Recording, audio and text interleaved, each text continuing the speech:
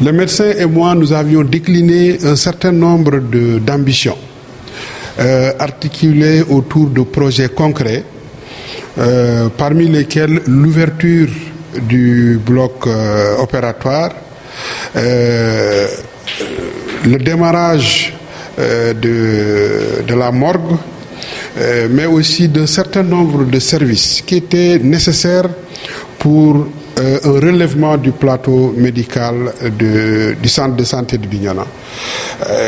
Je dois dire que tous ces projets ont été réfléchis par le médecin et ses collaborateurs. Nous étions derrière en tant que collectivité territoriale, partageant la compétence santé avec le pouvoir central. Nous étions là pour accompagner. Et aujourd'hui, que nous puissions avoir à Bignona une radio numérique, c'est l'idée du médecin-chef. Quand il est venu m'en parler, je dis, docteur, ça, je suis totalement derrière vous. Parce que nous sommes tous de Bignona, nous avons de la famille, nous avons nos proches, ils sont là tous les jours, ils nous demandent les moyens d'aller à Ziguinchor parce que le médecin qui les a consultés à Bignona a prescrit une radio. Et Bignona n'avait pas de radio, il faut aller faire la radio à Ziguinchor. Aujourd'hui, avec cette radio, ce problème est réglé. Et il est réglé pour tout le monde.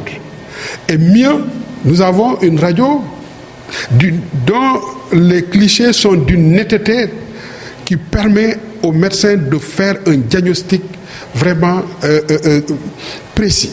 Ça, c'est important. Donc, nous n'avons pas que notre devoir d'accompagner, comme nous l'avons d'ailleurs toujours fait, d'accompagner. Ici, nous prêtons attention aux plus petits détails. Vous faites un tour tout à l'heure derrière, il y a même des fosses. On m'a appelé un jour pour me dire les fosses sont tombées. Elage n'a pas d'argent, puisque c'est lui le patron. Mais j'ai dit on ne peut pas attendre. Nous sommes là pour ça. C'est notre mission. Et nous continuerons à le faire.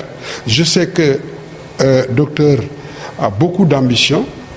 Et ce que je puis lui dire, c'est que nous serons toujours là.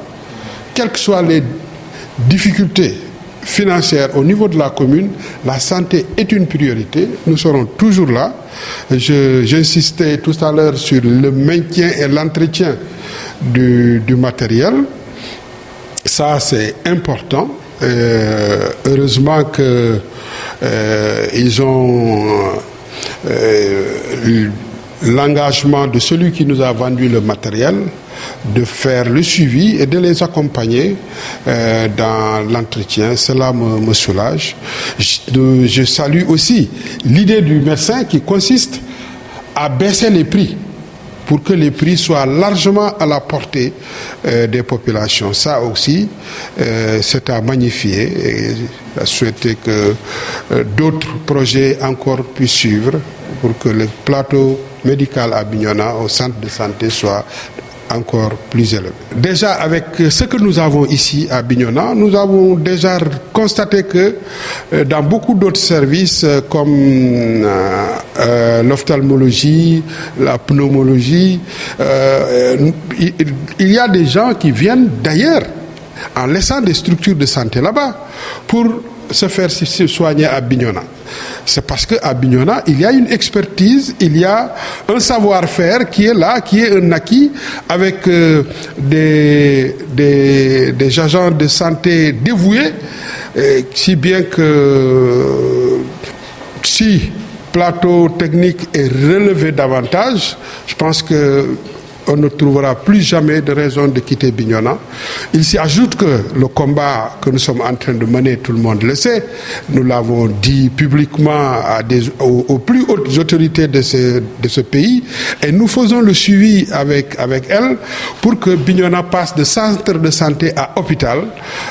Et ça, c'est pour bientôt, parce que nous savons les prévisions au niveau du ministère de la Santé en termes de construction d'hôpitaux pour les années à venir, Bignona est sur la bonne place pour passer de centre de santé à hôpital.